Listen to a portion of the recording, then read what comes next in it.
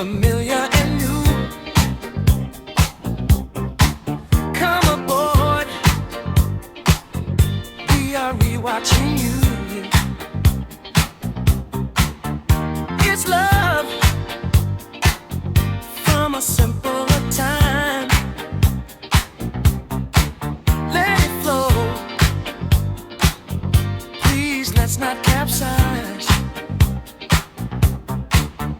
The Love Boat, lots of big stars and comedic scenes. The Love Boat, drama that may need some Dramamine. The Love Boat, love is exciting and new. The Love Boat, love, love's the Love Boat, love.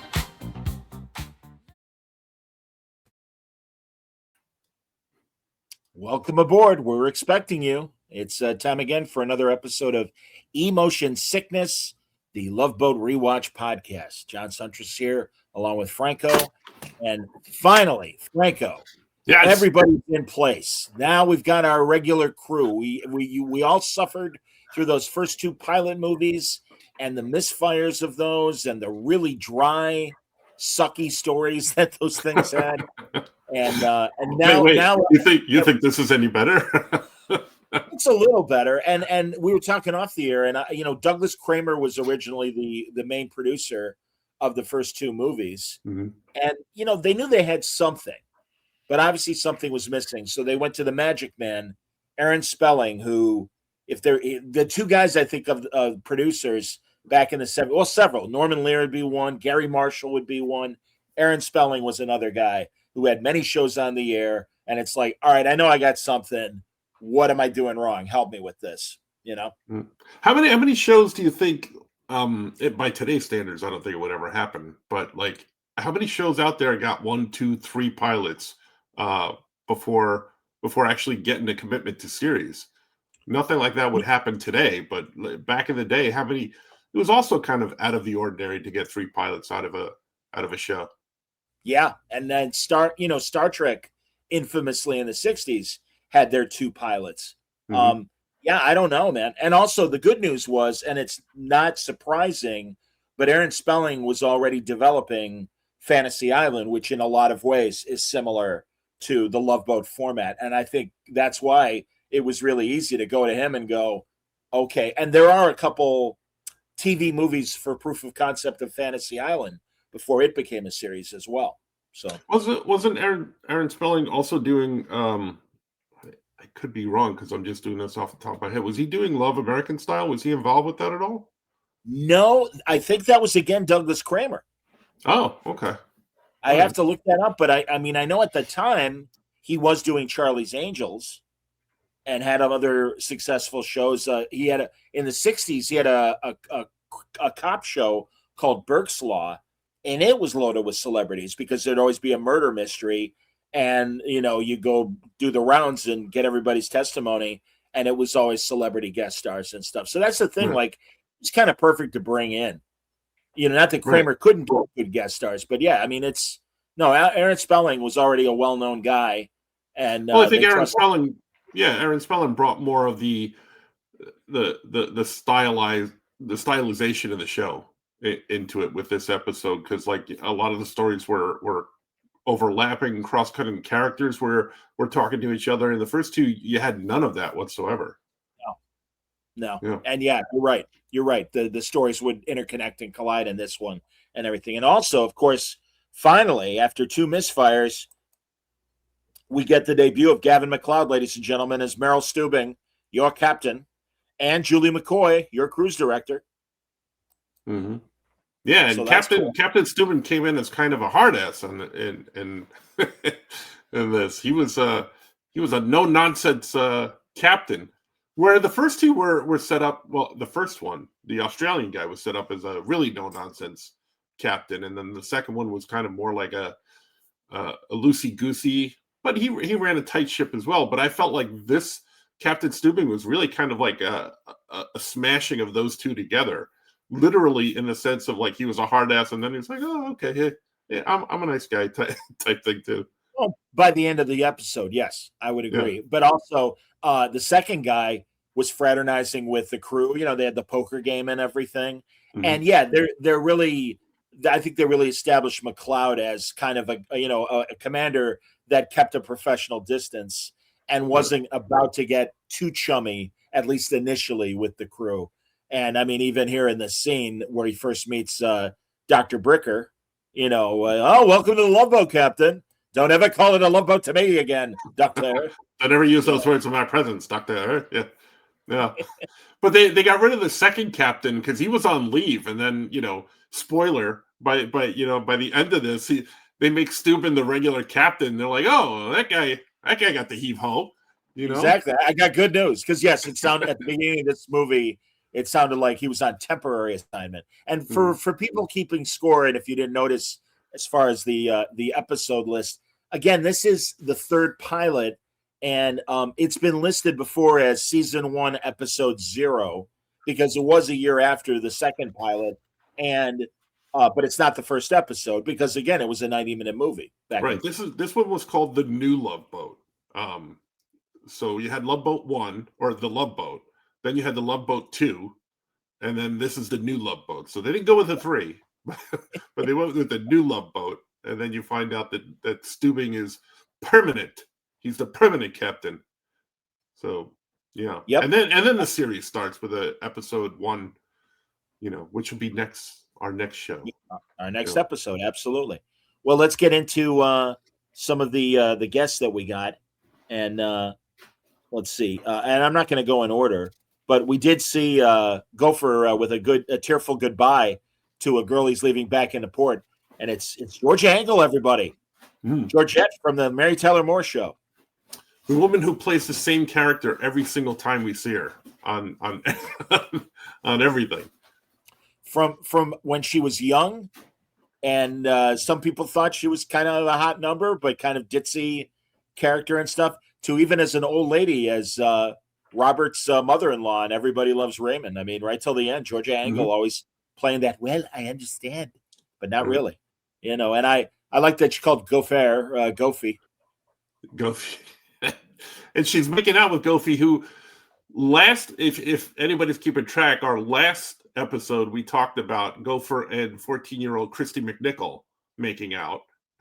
They didn't make out. It was the same thing. It was a kiss, but he goes from Christy McNichol to the Ted Baxter's wife here in this episode, and then Captain Stubing takes a liking to her too. So Georgia is she's cross-generational. She's a cross-generational ditzy woman there.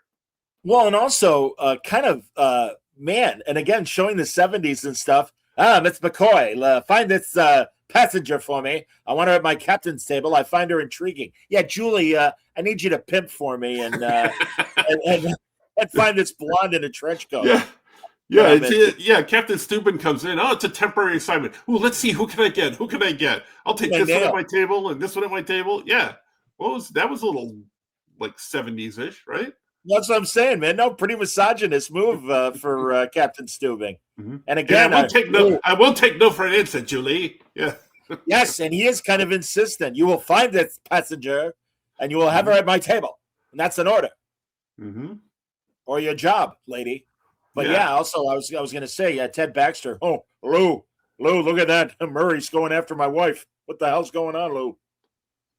Yeah, it was a little bit cringeworthy, I thought, but very much so. I think. So I like to call this, he's in the Steuben stalker era right there.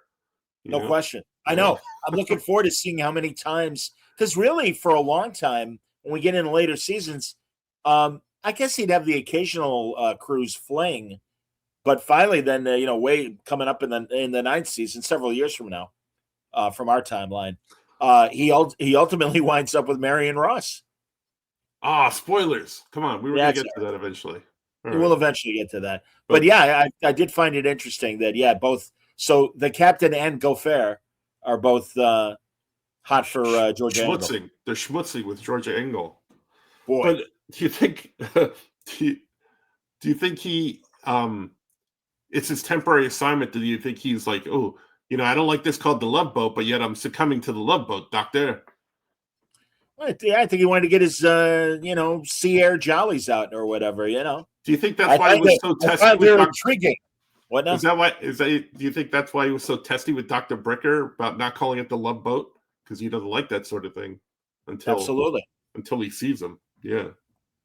Well, the other complication with Georgette's, and I'll call her Georgette, Miss Angle's character is she didn't buy a ticket. She just wandered on the ship because she missed Gopher and wanted to be with him. So technically, this is a stowaway. She's a stowaway, yeah.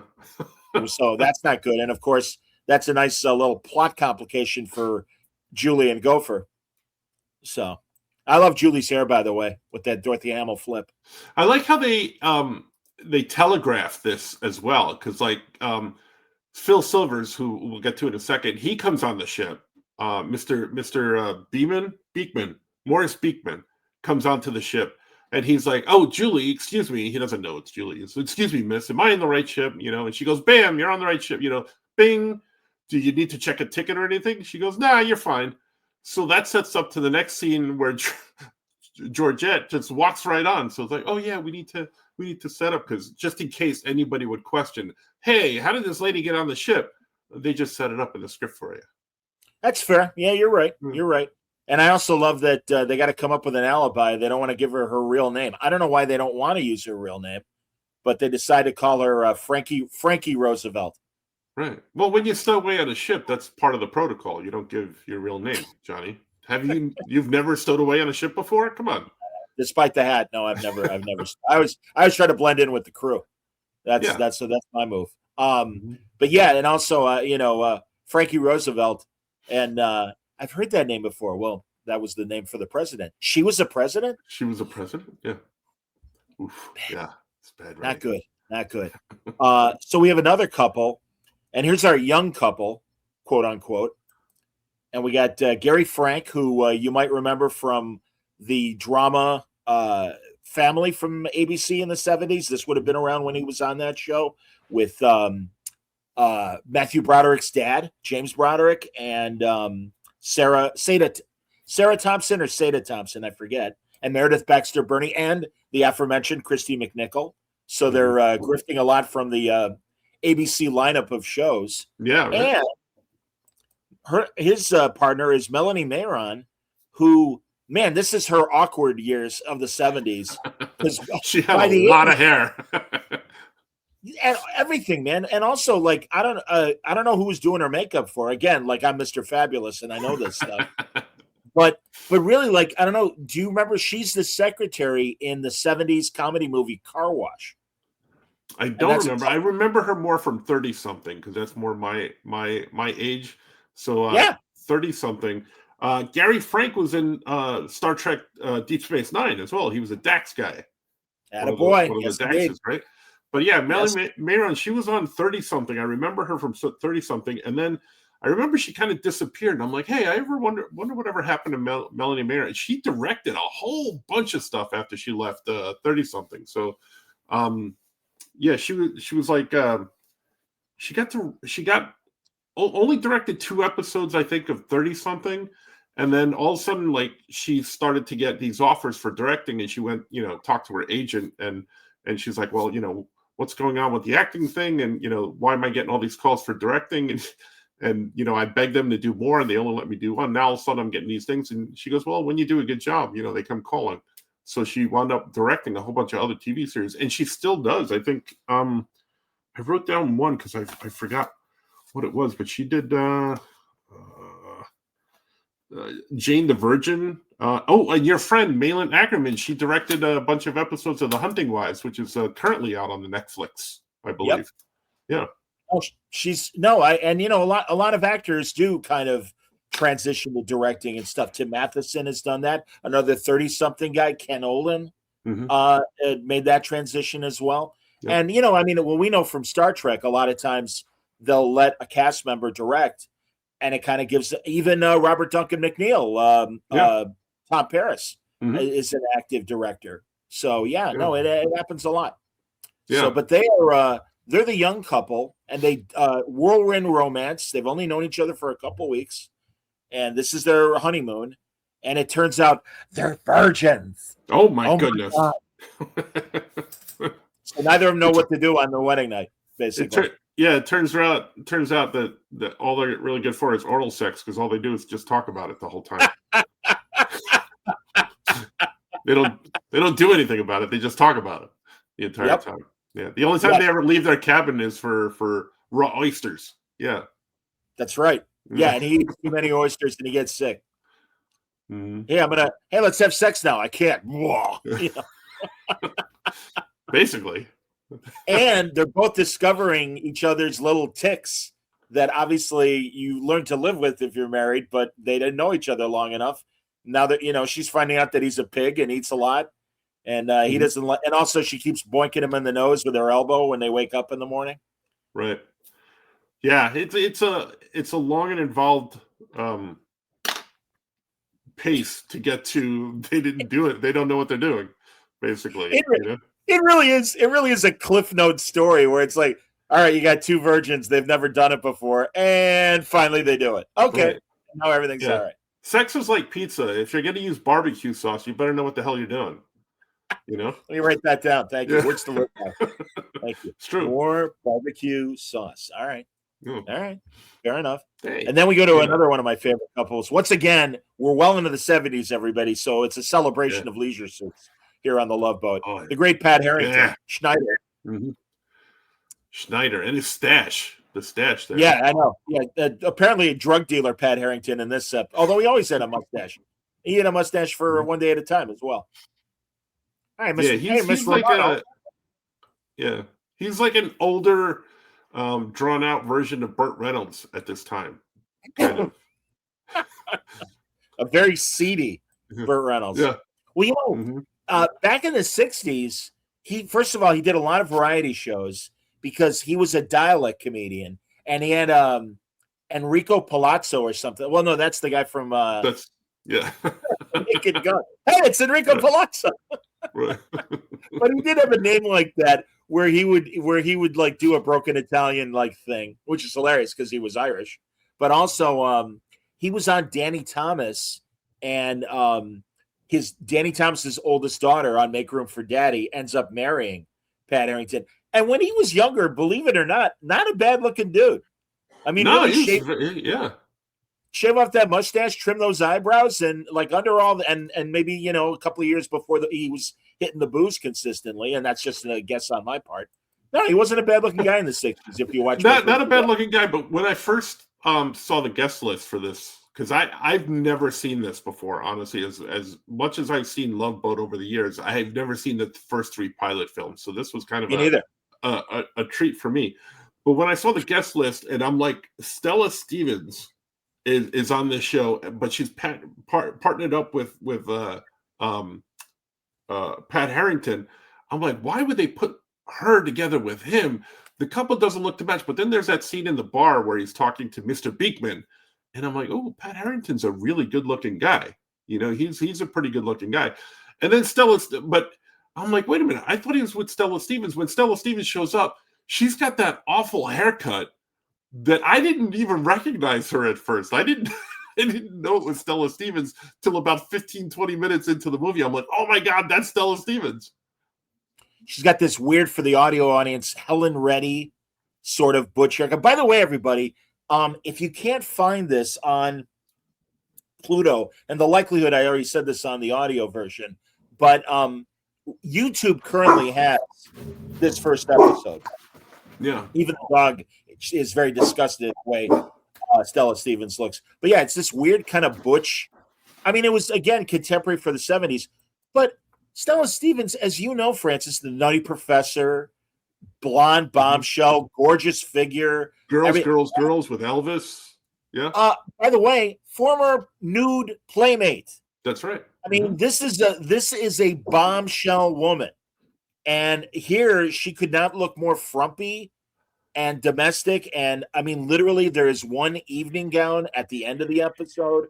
But other than that, she's in these really gross pantsuits. Well, their story is they they won the trip on Let's Make a Deal, which again, another ABC tie-in mentioning Let's Make a Deal, which is smart. Yeah. Mm-hmm. But that's how they got the cruise. But man, no, I'm sorry. Again, I don't mean to sound misogynist, but it's like, wow, what a waste of a playmate that you've uglied her up in this episode. Well, somebody put, the barber put his hand over her face and just trimmed around it because she's got such an oval, like it goes up, no bangs. It goes up and around straight across to her forehead. It's a really bad haircut. It reminds me of one of your favorite bits that Bobby Slayton used to do about getting your hair cut. You want to mow? Mow? Yeah, mow. Well, how about Pete Rose? Yeah, she's got a Pete Rose haircut is what she's got, basically. Totally. Totally. Absolutely.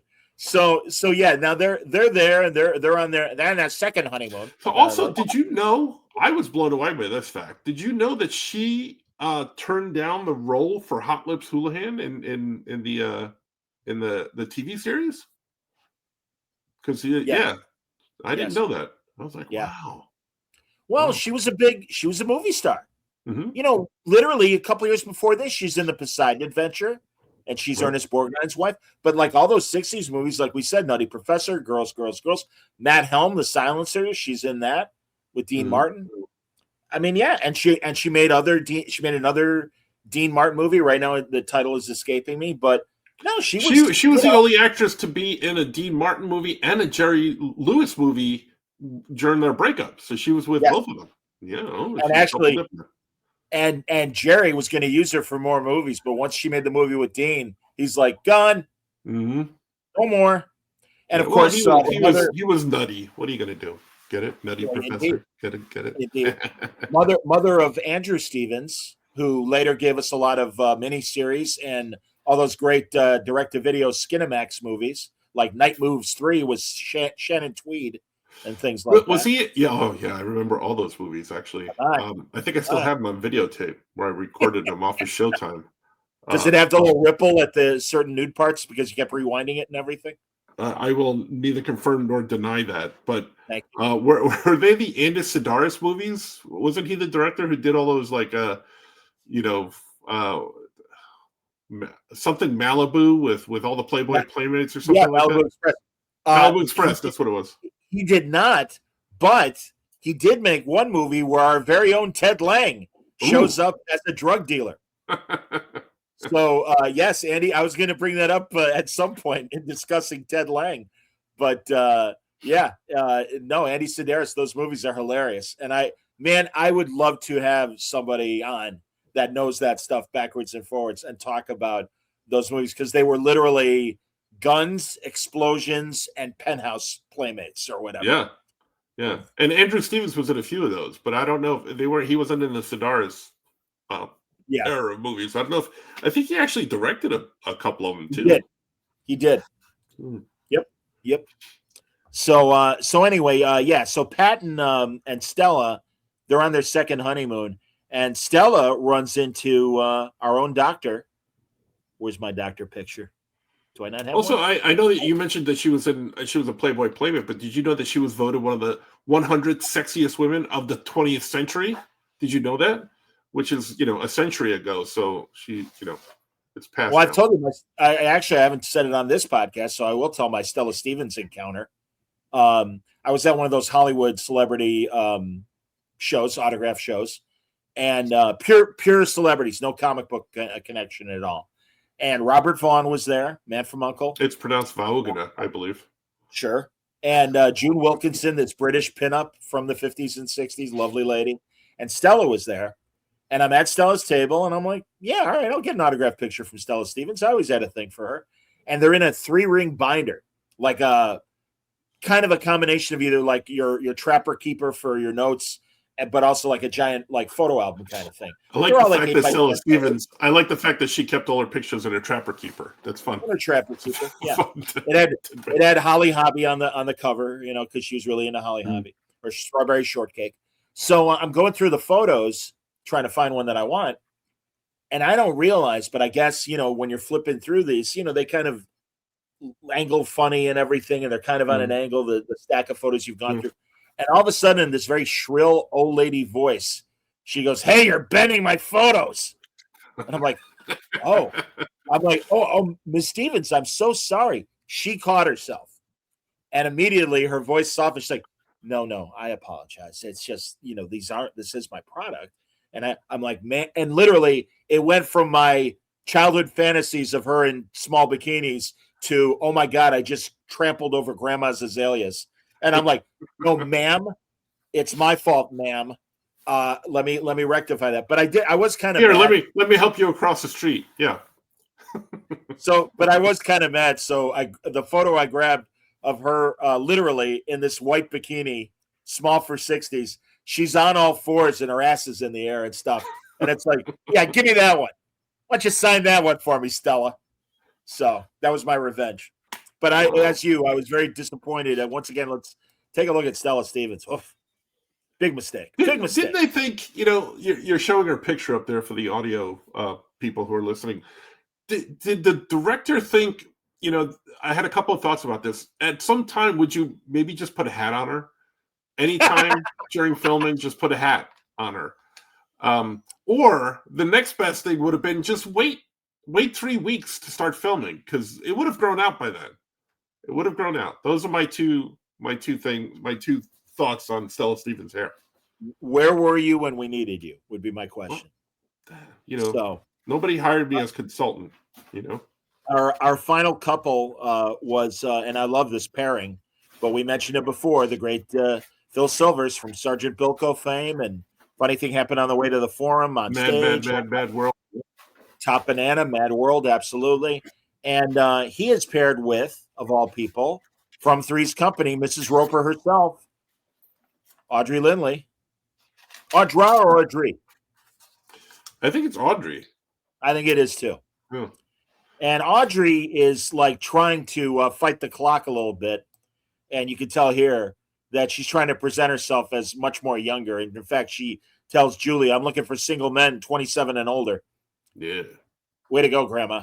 Yeah. But yeah. And out of all of the guest stars, she's the only one who's had a lasting effect up until today, where they have the Mrs. Roper crawl, the pub crawl, where people dress up as Mrs. Roper.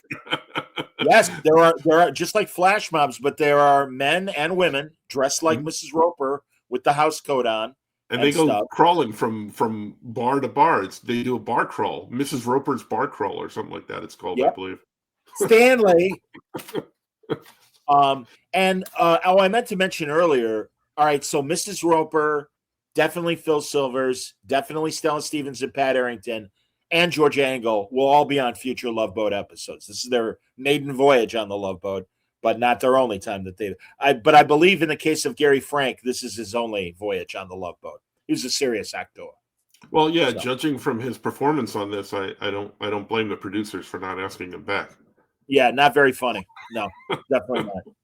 So, but yeah, so they as we said before, they kind of interact with Pat Arrington and Stella Stevens, get to know them a little bit, which is nice. And again, there's a little more, rhythm and smoothness to these. Yeah, a lot of cross-cutting and more interaction with all the guests, where we didn't have that in the first two. No, definitely not. But yeah, so now Phil, I keep wanting to call him Sid. Phil Silvers is a little cryptic in some of his conversation where, he's older and he's sad. He gets melancholy with the doctor, and it's like, all my friends have passed away and my wife is gone, and I can't help but thinking maybe they're having more fun than I am right now. So he's kind of bummed with life and stuff. And Audrey is, like I said, trying to be, hey, I'm here. And I love when she's out on the poop deck and trying to get everyone to go with her to play ping pong.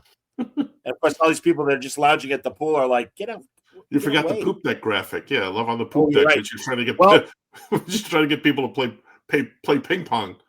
This is true. Let me find the yes. Well, first of all, that was, I guess, happening more at poolside.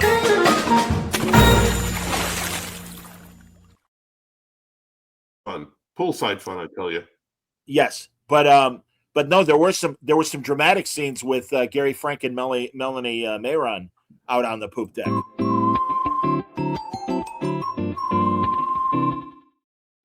Yeah, The poop deck. Mm-hmm. And I believe the captain. Well, no, the captain was on the bridge, but outside when he saw Georgette. Yeah, when he waved to her there. But talking about this episode, and you were talking about the Phil Silvers, Morris Beekman is his character name, and plot twist and a spoiler. He dies in this episode. and you never even saw it coming until like right before it happened. So I'm thinking, these writers are just fresh out of writing school, and they're like, just like they set up the ticket thing with Julie, and then Georgette coming in and being a stowaway. They set that up right before. They set him up dying right before the scene where he dies. So there's no indication that he's on this thing to die or anything. Yeah, he's feeling melancholy and stuff like that, but that came out of nowhere for me. That was a surprise. Yeah, but also like when he's talking to the doctor, he's looking him up and down, and he's like, "How do I look? How do you feel?" He's like, "I don't know. How do I look?" So again, now that we know what happens at the end, you can go back and see that was a moment where, again, kind of dealing with his own mortality. But yeah, kind of heavy. You're implying there that I need to go back and rewatch this, which I'm not going to do. Don't do that. Please don't. I'm not doing it. Please don't do that. But it's interesting because, he obviously gets into Mrs. Roper and stuff and is like, hey, stop trying to act like a young woman and look like this and act your age. There's nothing wrong with this age. It's a great age. And in fact, he gives his philosophical circle of life speech as well that, well, this is great because we're old, and when we go away, then new people come. It's the circle of life. And she's like, aren't you plagiarizing The Lion King? No, it's 20 years from now. You don't have to worry about it. Sorry. Mm-hmm. I could say that. So, also they set up the birth of Stella Stevens, because she becomes pregnant there, which is why she's seeing the doctor so much, and Pat Harrington is upset because she's got a crush on the doctor. She keeps going to see the doctor. Why is she always with the doctor? Well, also we get a little backstory that apparently when the doctor was in med school, he stayed at Stella's mother's boarding house. There's a great old thing. Mm-hmm. But yeah, and then and she was a young lady and she had a crush on him and stuff. So, and that's Pat another Harrington. Pat Harrington is older and he becomes very impotent. So you can't. Hey, Miss Romano, what are you doing spending time with the doctor over there? Hey, I don't like that. Anyway, as we said, then we discover, before we discover his mortality, Morris is feeling very depressed, and he's staying in his cabin, and Audrey figures it out, so she comes knocking on his door, and she wants him to know that she's like, because he had told her with his advice, stop trying to act young, act your age. There's nothing wrong with your age. You're a beautiful woman. Be proud of what you are, and stop wearing a wig. And I guess this is a wig, and that's fine. But then when she comes to the door, she looks like this. And I'm sorry, you can see the other hair right there. They put an even worse wig on her. Okay, but we talk about the favorite parts of the episode, and there were, but besides the laugh track being introduced here, right? Because we didn't have it in the first two movies, so now there's a laugh track. The thing that impressed me most is when she's going to his cabin, she passes by the beauty salon, and you see the big hair dryers, the two ladies sitting there with the big bulbous hair dryers.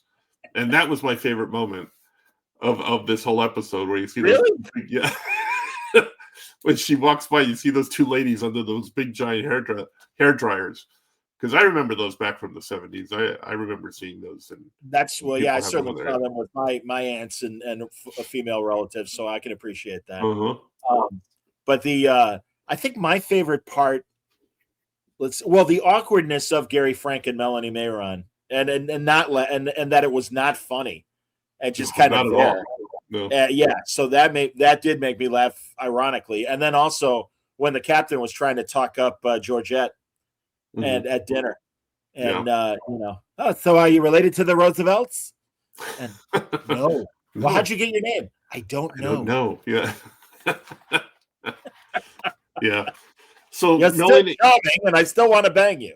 Melanie Mayron and Gary Frank trying to get it on in the cabin there.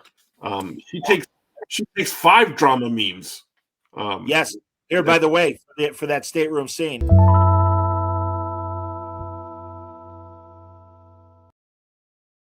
That's Yes, right. what happens in the stateroom stays in the stateroom. Yeah, and she takes 5. She goes out. She's completely out.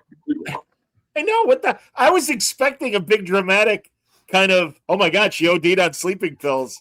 We got to get Dr. Bricker in her and revive her, walk her around, pump coffee into her and stuff. Yeah. So how does she not die? I don't know, but that's kind of our built-in drama meme scene when you think about it. That's exactly But what I'm yeah, I know. I don't know, like what 5 drama memes do to you other than make you sleepy. I don't know. Well, one drama meme makes you sleepy. So when you have 5, that like almost kills you. Does it really? I was never taken that many. All right, we'll ask Bernie Capel when he comes on the show. So, but also we learn because Gopher has been avoiding the captain the whole trip and refuses to tell the reasons why. And then finally, when Georgette kind of exposes herself, not literally, unfortunately, but as a stowaway, well, we're going to get to the bottom of this tomorrow morning at 11 sharp. I'll need a time to get over my hangover, but let's talk tomorrow morning at 11. So then we find out more backstory that Burl Gopher served in the Navy, as did Captain Stubing, and Burl was a gunner, and he accidentally sunk the captain's yacht. Yeah.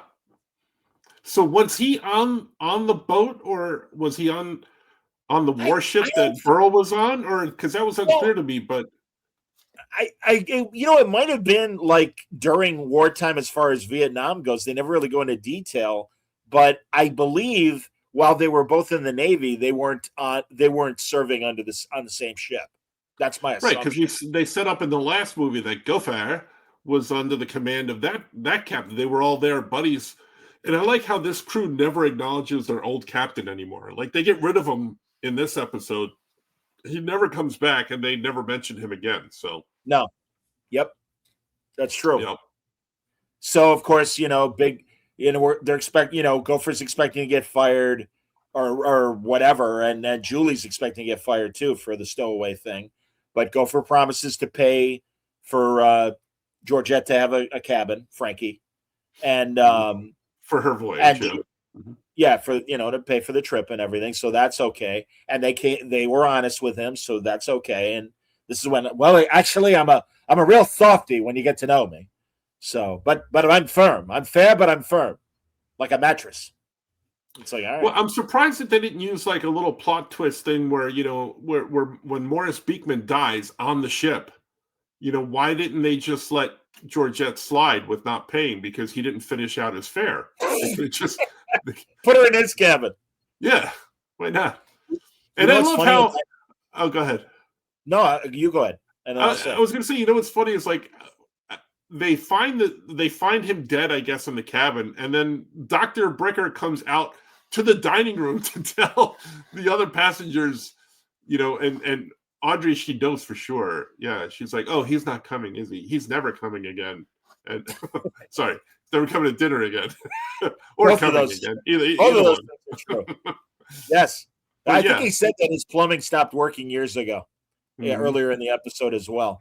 So everything's shutting down on poor Phil Silvers. But no, on that behind the scenes, I so recommend for people listening and watching.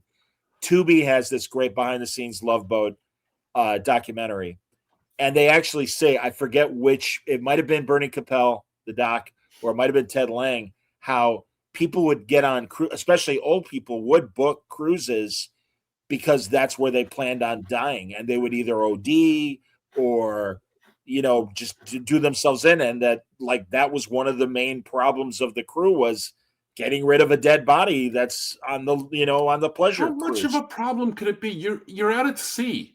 It's just overboard is fine. Just he always wanted it that way. He was buried at sea. Yeah, that's hilarious. Well, once again, time for another adventure on the poop deck. Let's let's capsize the kid. Maybe, but maybe that should be done at nighttime.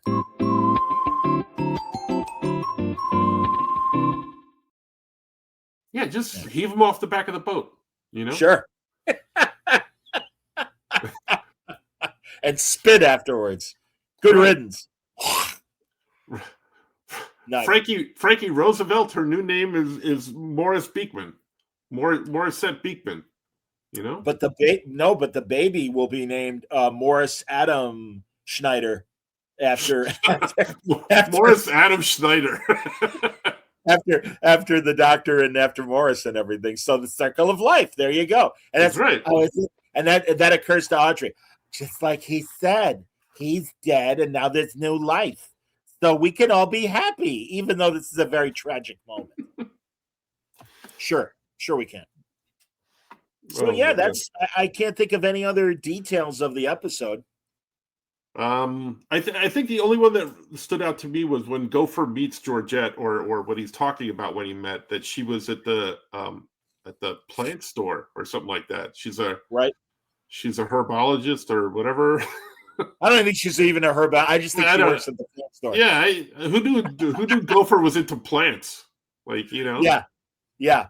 And I like that they show his cabin, not one plant in the place either. That's a good point. Well, there's barely any windows, so you got the porthole. So plants would die if they were staying. Come on, Johnny. You and I both know you get a succulent. Those things don't need a lot of light. They live on forever. Come on. All right, if you've got a green thumb, sir, I don't. But I don't. But if he's going to the plant store so many times that he meets a woman and starts dating her, like. I like that you called her a horticulturist or whatever you said she was. Herbologist. She's herbologist. It's like, yeah. She's high on, because she reminded me she was high on weed or something like that the entire time. I'll be in the lab if anybody needs me. Sure. Okay, Georgette. No problem. Absolutely. Mm-hmm. It's ironic. There's a Mary Tyler Moore episode where Rhoda opens a plant store because, she was a window dresser normally.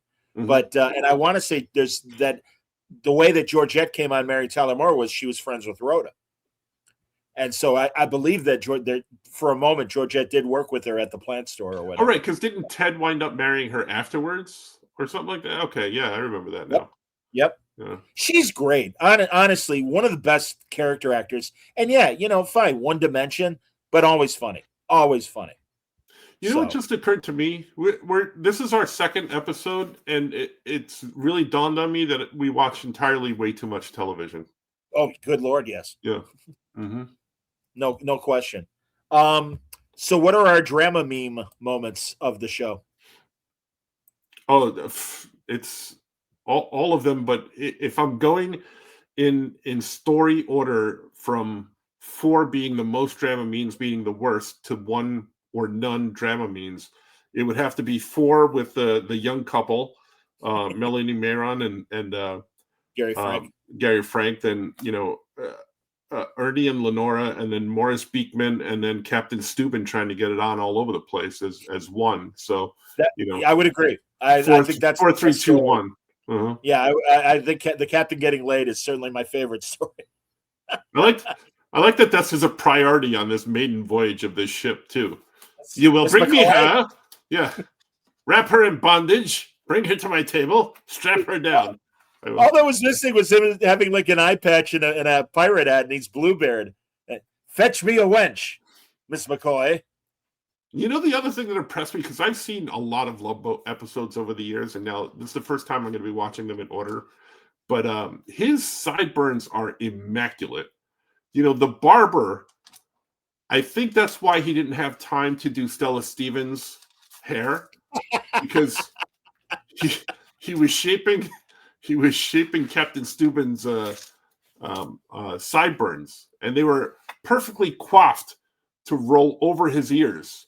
So if you look at them, they're very angular, very rounded, and I think he took that same approach to Stella Stevens' hair.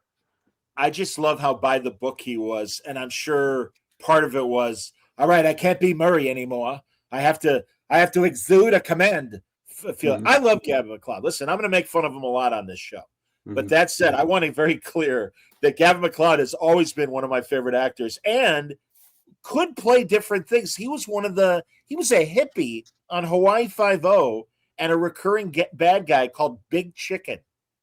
And he's, hey man, how you doing, McGarrett? No, and messing with him. And he's in a couple great Andy Griffith episodes as a crook. And then when they were doing in the color episodes, they were making a movie of Andy's life, and it was called Sheriff Without a Gun. And Gavin McLeod is playing Andy, and at first he sees him bald, but then when he goes on the set, he's wearing a toupee to make him look more like Andy. He looks nothing like Andy. Toupee looks ridiculous on him. But no, I love Gavin McLeod. He's a good actor. Yeah, absolutely. And I love Murray Slaughter, but I grew to love Captain Stubing. Yeah, eventually.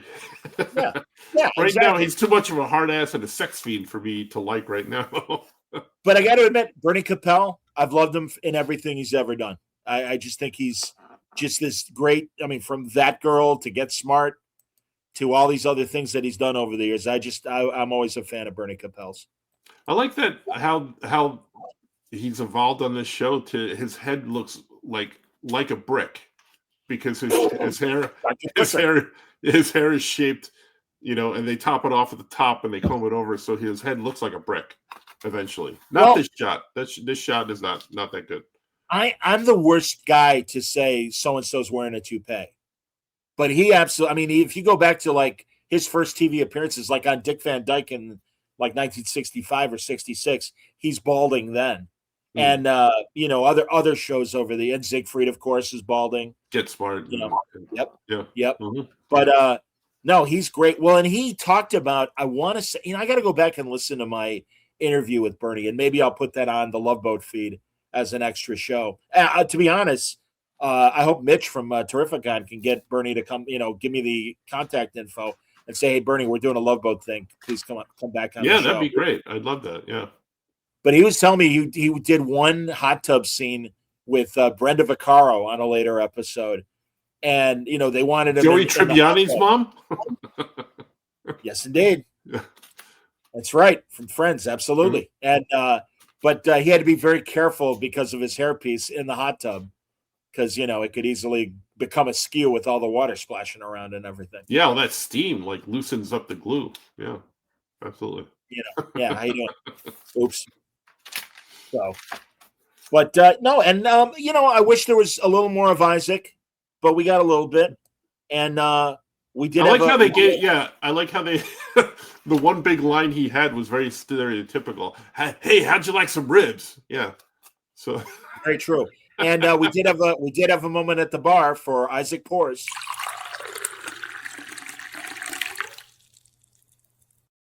And he gave tonic water to Morris. That's right, 3 of them. He gave 3 of them. Mm-hmm. So, yeah, there you go. All right. So, yeah, there you go. There's the episode. We don't have a lot, again, we don't have what's happening. Wait, what's happening on the mainland? We didn't talk about what's happening on the mainland. Stand by. Meanwhile, on the mainland.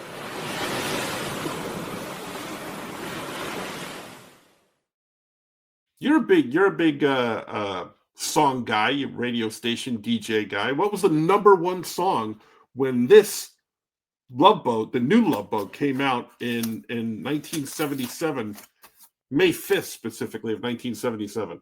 Can you give me the band, or is that too obvious of a clue? Yeah, it's too obvious of a clue. All right, I'll guess Love Will Keep Us Together, Captain and Tennille. Oh, so close. It was Hotel California by the Eagles. Oh, the Eagles. Sure. The Eagles, yeah. 1977. Yeah. So Hotel California. You can check out anytime you like, but you can never leave. Ask Phil Silvers. That's right, because he's over. He can leave. Overboard is leaving. What's Morris? What's his last name? Beekman. Morris Beekman was his character name. Beekman? Beekman, yeah. With a K? Yeah, Beekman, yeah. Yeah, Morris Beekman sleeps with the fishes. It's the only line that was missing from that episode. That's right. So we hardly knew ye, Morris Beekman. We're very sorry that you had to go. Don't worry, though. He'll be back. He should have checked into the Hotel California instead of the Love Boat. Maybe he'd still be alive. But Hotel California by the Eagles, technically not May, but in January, there was a peanut butter farmer who became the president of the United States, the 39th president of the United States, named Jimmy Carter, who Big just fan. passed away this last year. Naval Connection, former submarine naval That's right. officer. Mm-hmm. Yeah, see, So, we know what we're doing, connecting these come things on, together. come on. And then later, technically not in May, but later in August, Voyager 2 blasted off for outer space. And following Voyager 1 out there, we figured out what's in the center of the red storm on Jupiter, and both Voyager 1 and Voyager 2 reached interstellar space in 2018, Johnny. They've left the galaxy. So they left the galaxy in 2018, but they started in the galaxy in 1977. So it took them that long to get all the way to the edge of the galaxy, Johnny. Fantastic pictures, absolutely, from space. Yeah. And that's all I know about what was happening on the mainland at this point. Well, I appreciate that. That was a good segment. I thank you. Yes, we will try and fill in trivia as we move forward. But yeah, there you go, everybody. We hope you liked it. Next time we will be on the first episode, which again you can now see on. It's available on Tubi. It's available on, or not Tubi, excuse me. It's on Pluto. So if you don't have any streamers, that's a free streamer you can watch the show on to play along with us. And then also if you have Paramount Plus, all 9 seasons are there. And currently, although I didn't try it, sometimes they show a show on Apple, but then when you go to it, it's like, oh, you need a Paramount subscription. So it may or may not be on Apple TV, but regardless, it's definitely at Paramount Plus and on Pluto. Mm-hmm. So play along with us. Yeah. On the next episode, you'll be able to see what we were actually talking about. And enjoy the array of guest stars each week, as we will as well. All right, so we've reached port, so we're going to disembark, but we'll reconvene for the next voyage, and we hope you'll join us then.